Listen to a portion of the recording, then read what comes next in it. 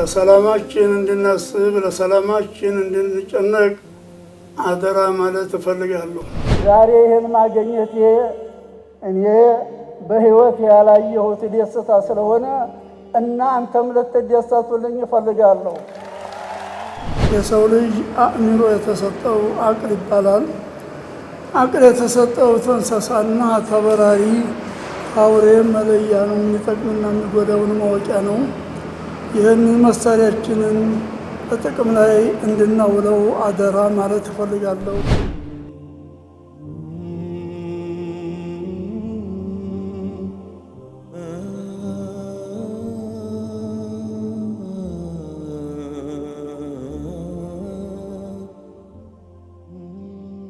አባ ጅፋር ለኢትዮጵያውያን ቦታ ገዝተዋል ሜካ ላይ። እሱን ሄጄ ማየት ፈልጋለሁ አልኳቸው። እንዴ በደንብ አንድ ጊዜማ አብረን እንሄዳለን። ብዙዎቻችን የምንታዘብ ይመስለኛል። እኔም ባለኝ ትዝብት ሙፍቲን ያለ እምነት ልዩነት በርካቶች ማለት እችላለሁ ኢትዮጵያውያን የሚቀበሏቸው አባት ናቸው። ሐቂቃ بمعنى الكلمه ወይም ደግሞ በትክክለኛ ቃሉ መግለጽ ከቻለ ዓሊም ወይም ደግሞ ምሁር አዋቂ የሚለውን ስም መወከል የሚችሉ ማንነት ያላቸው አባት ናቸው ሙፍቲ ሐጂ ዑመር ኢድሪስ። እንኳን አየሁት እንደዚህና በጣም ነው ደስ ያለኝ። በጣም ነው ማከብሮት፣ በጣም ነው መወዶት። በጣም አንደበተ ርቱዕ እንደውም አንዳንዴ ለርሶስል ሙስሊም ሆኖ ሁሉ ፈልገው አደራ የምንለው አካላዊ ግንኙነት እንዳይሆን ነው። ልባዊ ግንኙነት ይሁን፣ ፍቅራዊ ግንኙነት ይሁን።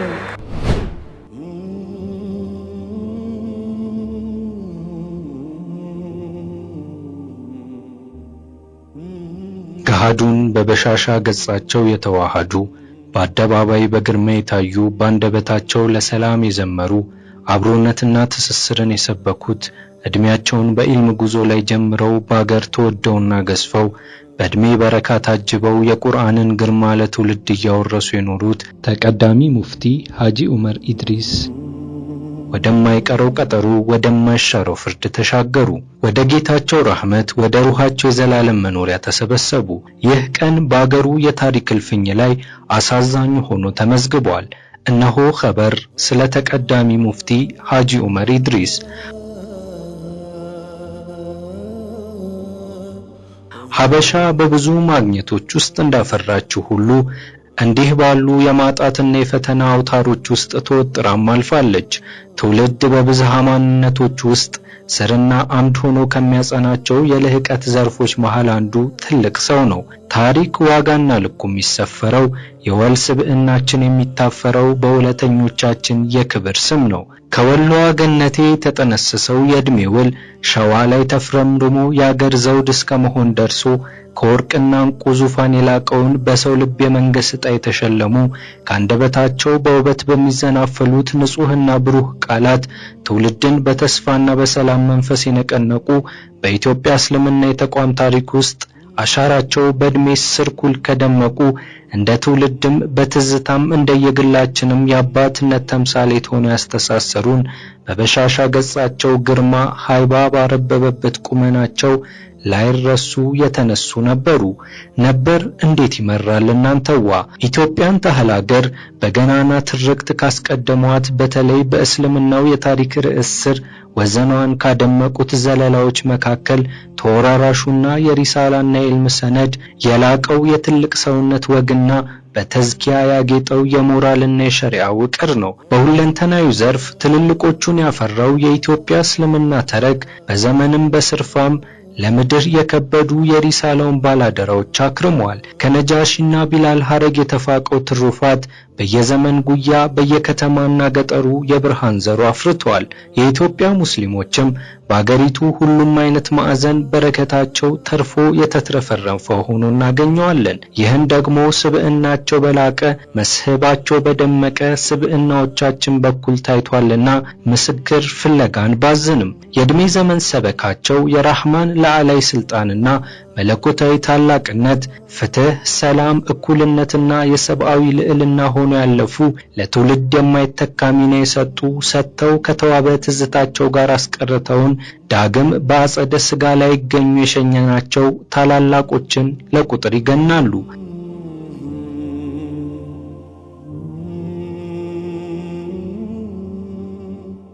ዛሬም ትውልድ በሁሉ ዘንድ የተወደዱትን የቀድሞ የኢትዮጵያ እስልምና ጉዳዮች ጠቅላይ ምክር ቤት ፕሬዝዳንት ተቀዳሚ ሙፍቲ ሐጂ ዑመር ኢድሪስን ሊሰናበት ያጀል ፍርድ ተቆረጠ። ተቀዳሚ ሙፍቲ ሐጂ ዑመር ኢድሪስ ዘለቀ በከረመው የአገሩ ውቅርና የግዛት ስያሜ በወሎ ክፍለ ሀገር ወረሂበኑ አውራጃ አቀስታ ወረዳ ገነቴ ተብራ በምትታወቀው መንደር ግንቦት 21 ቀን 1929 ዓመተ ልደት ተወለዱ። በግብርና ሥራ ከሚተዳደሩ ቤተሰቦቻቸው አብራክ የፈለቁት ሐጂ ዑመር ኢድሪስ አባታቸው አቶ ኢድሪስ ዘለቀ፣ እናታቸው ደግሞ ወይዘሮ መነን ሽፋው ይባሉ እንደነበር የታሪክ መዝገባቸው ላይ ሰፍሮ ይገኛል።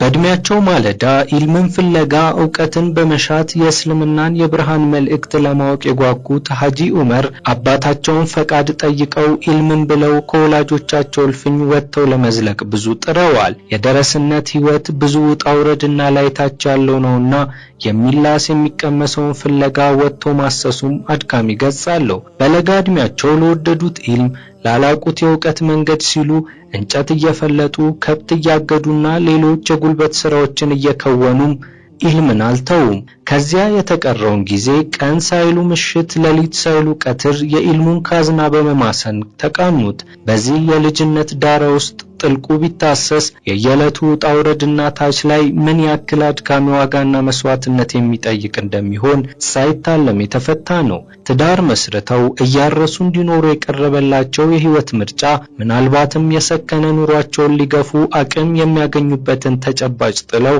ለተሳቡበትና ለተሳፈሩት የኢልም ጠያራ ብቻ ራሳቸውን አሰናዱ።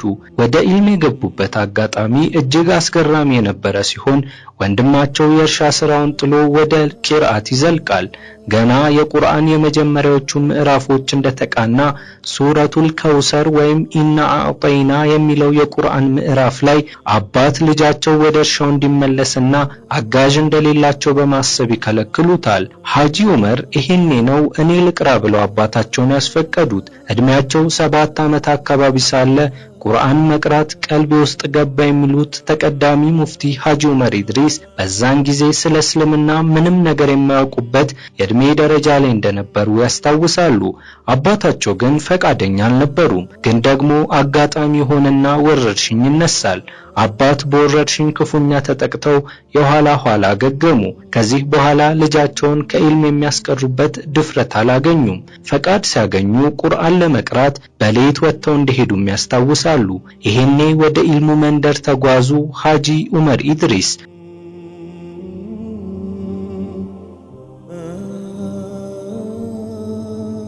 ወደ ኢልሙ ካቀኑ በኋላ ጽናት ታጥቀው በወደዱትና በመረጡት ጎዳና ላይ ታግሰው ዘለቁ። ኢልምም ፈኔም መንገዴም ብለው መረጡ። ከብት እየጠበቁ ሳለ የሚያልፉ የሚያገድቡ ደረሶች ዘንድ ኢልምን ይወርሳሉ። ሌቱን መስጂድ ያድራሉ። ለኢልም ያላቸውን ውዴታ እየላቀ ቀጠለ። ቁርአንን እስከ ሱረቱ ሸምስ ድረስ መንገድ ላይ የሚያገኟቸውን ደረሶች ለውህ ላይ እያጻፏቸው ሲቀሩ ቆይተው ከዚያ በኋላ ራሳቸው መክተብ ስለመጀመራቸው ይነገራል። ያም ሆኖ ከብት ማገዱን አደግ ሲሉ ደግሞ እርሻና ንግዱን አልተውትም። ከመንደራቸው እየሸሹ ለኢልም ፍለጋ ብዙ ጊዜ ቢዘልቁም አባታቸው እየመለሷቸው ከግብርናና ከንግዱ ጋር ቂርአቱን ቀጠሉ። ፊቅህን እስኪጨርሱ ድረስ አባታቸው በሙሉ ልብ አልፈቀዱም ነበር። ከዚያ በኋላ ግን መንገዳቸው ግልጽ መሆኑን ተረዱ። አባት ልጃቸውን ሊድሩ የያኔ ከበርቴ በዘርም በውበትም በሀብትም የተመረጠች ቆንጆ ሊድሯቸው ሞከሩ። ሸይኾቻቸው ደግሞ ከትድረቱ በፊት ነሁን ጀምርና ነገሩ ይለይ ብለው ላኳቸው። መንገድ እንደጀመሩ የተፈራው ደረሰ። ተዳሩ። ግብርናና ንግዱ ቀጠለ። የኢልሙ ፍቅር የጠና ነውና ለጫጉላ ያበጇት ቤት ኸልዋ አደረጓት። አባት ይሄንን ሲያዩ የጫጉላ ጎጆአቸውን ማፈረሱባቸው። በእንዲህ መልክ ከራረሙ። ትዳሩም ግብርናና ንግዱም ቀጠለ። ልባቸው በኢልም ተወርሷልና ወደ መካነ ሰላም ሼክ አብዱል ሐሚድ ዘንድ ዘለኩ ይላሉ። የትዳሩን ነገር ለማወቅ ደጅ ጥናቱ በረታ። ፈትቻለሁ አሉ። ግን ደግሞ ሚስቲቱ 3 ዓመት ሙሉ እሳቸውን በመጠበቅ ጸናች። የኢልም መንገዳቸውን ለማሰንበት እንዲህ ሁሉን ጣሉ። ናህውን፣ በላጋ፣ መንጢቅ፣ ኡሱልና ሌላውንም የኢልም ዘርፍ ሁላ ተመላለሱበት። ተቀዳሚ ሙፍቲ ሐጂ ዑመር ኢድሪስ ኢልምን ፍለጋ በአያል ጎዳናዎች በበርካታ መንደርና ቀዮች ተመላልሰዋል። የኢልሙን በራፍ ሁላ የሪሳላውን ደጁላ ዳርሰዋል። ከተፍሲር ቀድሞ ሐዲስ ልቅራ ብለው ወደ ደሴ ሐጂ ሙሐመድ ሳኒ ሐቢብ ዘንድ ለመሄድ ፍላጎት እንዳላቸው ገለጹ።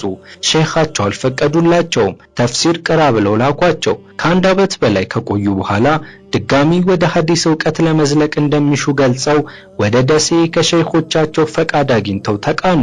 ከ6 ዓመት በላይ ደህና ምግብ ሳይቀምሱ ጥሬ የቆረጠሙ ኢልምን የገበዩት ሐጂ ዑመር ኢድሪስ ያንን ጊዜ እጅግ ውብና ተናፋቂ መሆኑን ያወሳሉ። ደሴ ከሐጂ ሙሐመድ ሳኒ ሐቢብ ኢልምን እየቀሩ ለሌላውም ደግሞ እያቀሩ ሰነበቱ።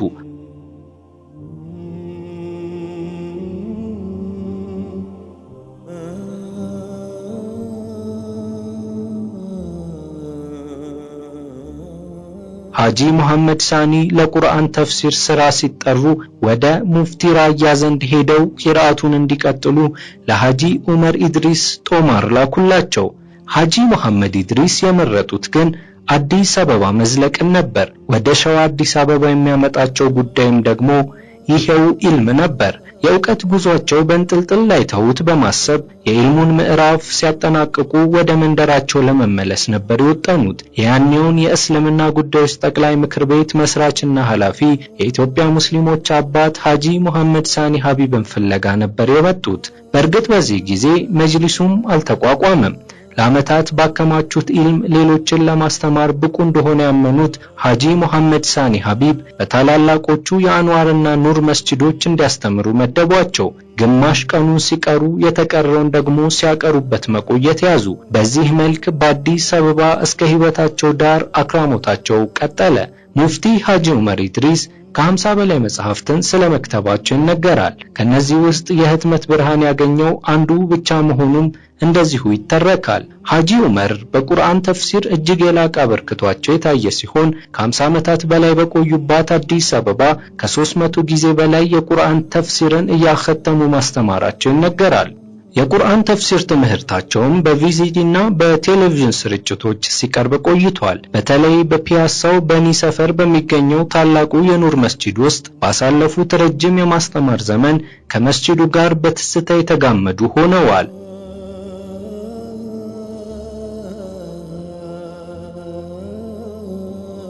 ሙፍቲ ሐጂ ዑመር ኢድሪስ በኢትዮጵያ ሙስሊም የመብት እንቅስቃሴና የተቋም ምስረታ ታሪክ ውስጥ የነበሩና በተለያየ መልክ አያል አስተዋጽኦ ያበረከቱ አባት ናቸው። ከዚያም አልፎ በመጅሊሱ የኢልም ዘርፍ ውስጥ የሙፍቲነት ማዕረግ ከማግኘት አንስቶ እስከ ፕሬዝዳንትነት የዘለቀ አበርክቶ አላቸው።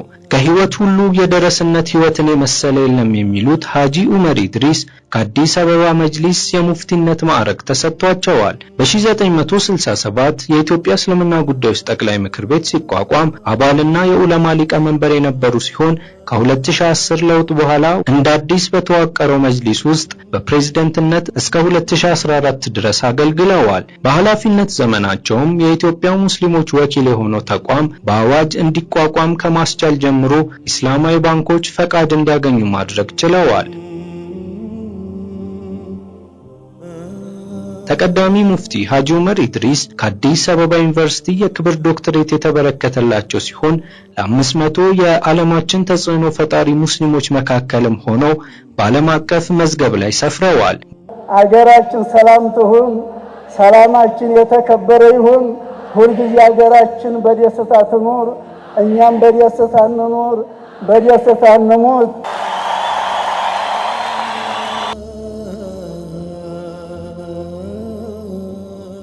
ባለሃይባው ተቀዳሚ ሙፍቲ ሐጂ ዑመር ኢድሪስ ሰላም፣ ብሔራዊ መግባባት፣ መቀራረብና አብሮነትን እጅግ በሚጣፍጥ አንደበታቸውና ሳቢ በሆነ ገጻቸው ሰብከዋል። በእድሜያቸው ለመጨረሻ ጊዜ ማለትም ከወራት በፊት ከዩኑስ ሚዲያ ጋር ባደረጉት ቆይታ የመጨረሻ ምኞታቸው የሀገር ሰላም መከበርና የሰው ልጅ እኩልነት መረጋገጥ እውን ሆኖ ቢያዩ እንደሆነ ገልጸው ነበር። ለሙስሊሙ ብቻ አይደለም ማስተላለፈው ለክርስቲያኑም ለመንግስትም ነው ማሳልፈው። የወደየ ይዘዋል፣ የጠላ ይተዋል። አንድ ሀገር መሪ መንግስት አባት ማለት ታችኛውን ባለስልጣኑ እንደተዋረድ እንዲያካሂዱ በስሩ ላለው አባት ማለት አባት ደግሞ ለልጆቹ እኩል ነው። ከልጆቹ መካከል አንዱ ጥሩ ይሆናል፣ አንዱ መጥፎ ይሆናል፣ አንዱ ጀግና ይሆናል፣ አንዱ ፈሪ ይሆናል። ይህን ወዲያ ተጣለው አይልም። ለሁሉም ጥቅም ነው የሚፈልገው። ስለዚህ ባለስልጣንም እንደዛ ነውና በሙሉ ለክርስቲያኑ ለሙስሊሙ ለሀገሩ ሰው ኃላፊነት ላይ የተቀመጠ ሰው እንደ ልጆቹ ማየት አለበት የሚል መልእክት ነው ማስተላለፍ። ህዝብ ደግሞ መሪው እንዲያባት አባት እንደመከበር እንዳለበት ህዝቡ ደግሞ የበላውን መሪውን ማክበር አለበት።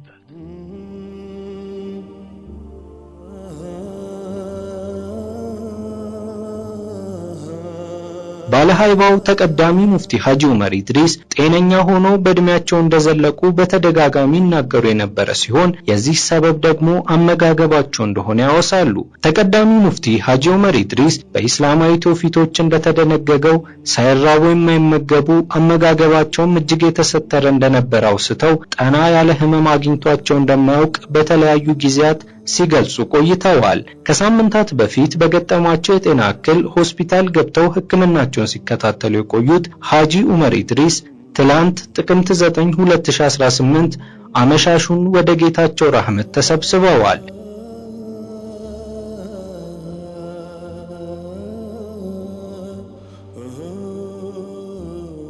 በእድሜ ጉዟቸው ለዋሉት ውለታ ለተውልን አበርክቶ አላህ ሱብሓነሁ ወተዓላ የላቀውን ምንዳ በፊርደውስ አጸድ ይክፈላቸው፣ በዝነቱ ያቀማጥላቸው፣ ውስጥ ውጩ ላይታችሁ አማን ይሁን። የሰው ልጅ በክፉ አይን ሊታይ ሃይማኖታችን አይፈቅድም። እኛ ነብያችን እሳት ለመግባት ለወንጀል ለኃጢአት አንድ ሰው በክፉ አይን ማየት ብቻ ይበቃዋል።